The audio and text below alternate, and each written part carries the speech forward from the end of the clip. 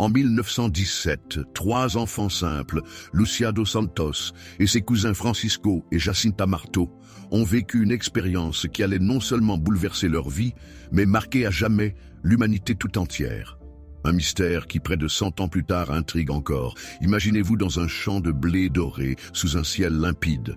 Vous êtes en mai 1917 et rien ne pourrait laisser présager l'incroyable événement qui va se produire. C'est alors que soudainement, la lumière change. Une silhouette apparaît devant vous, une silhouette féminine, vêtue de blanc, rayonnante, presque irréelle. C'est la Vierge Marie qui se dévoile à vous, non pas comme une vision lointaine, mais comme une présence tangible, pleine de chaleur et de lumière. C'est ainsi que Lucia et ses cousins ont vécu leur première apparition de la Vierge. Mais ce n'était pas tout. Derrière cette vision de paix et de réconfort, il y avait un message, un avertissement. 3 secrets, 3 révélations délivrées dans l'intimité de ces apparitions qui allaient profondément affecter l'avenir du monde. Un message que la Vierge confia aux enfants dans un contexte où l'Europe était dévastée par la Première Guerre mondiale et où le futur semblait incertain. Le premier secret, qu'aucun de ces enfants ne pouvait imaginer, fut une vision terrifiante de l'enfer. Un lieu où les âmes perdues souffrent, englouties dans les flammes. La Vierge exhorta les enfants à prier pour ces âmes, à faire pénitence et à se consacrer à son cœur immaculé afin d'épargner le monde de la colère divine.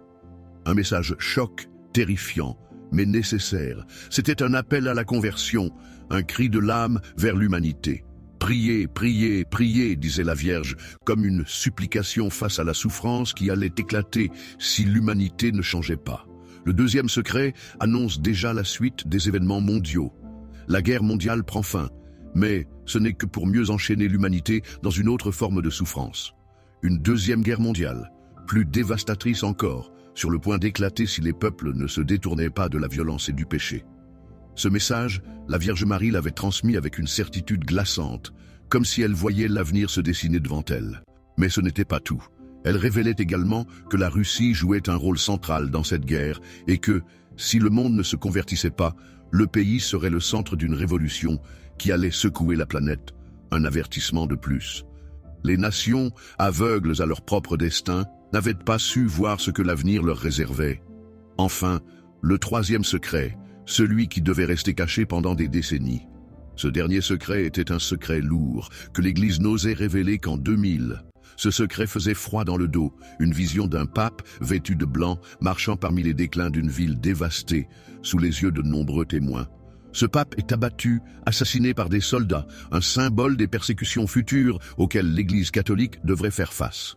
La vision symbolisait non seulement une attaque contre le Saint-Père, mais également contre l'Église elle-même, comme une prophétie des persécutions à venir.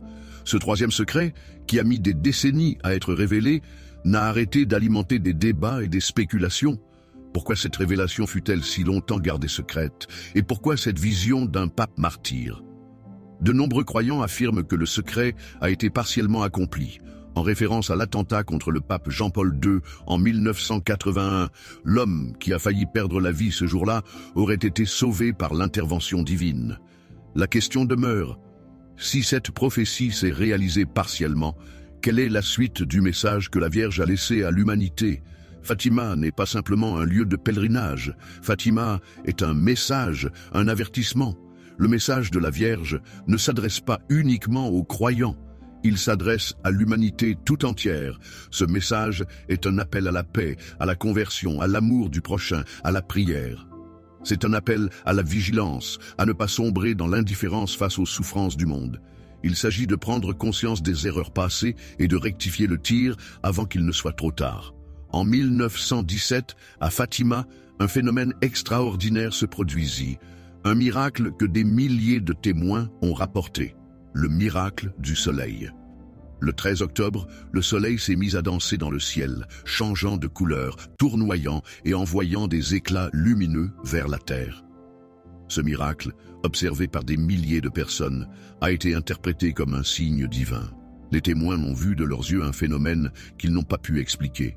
Était-ce un simple phénomène météorologique ou un signe du ciel? Ce phénomène reste, encore aujourd'hui, l'un des mystères les plus fascinants de l'histoire religieuse. Fatima est donc bien plus qu'une simple apparition mariale. C'est un lieu où se mêlent foi, mystère et prophétie. Un lieu où l'on a l'impression que le voile entre le monde des vivants et celui des esprits est très mince.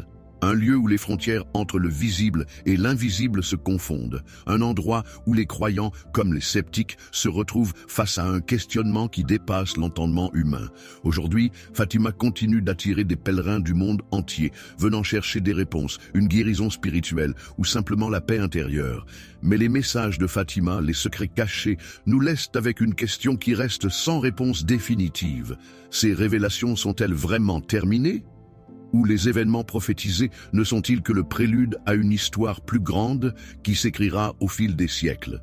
Le mystère de Fatima perdure, comme un défi à la compréhension humaine. Que faire de ces révélations? Les ignorer ou les méditer? Comme une invitation à changer le cours de notre histoire collective.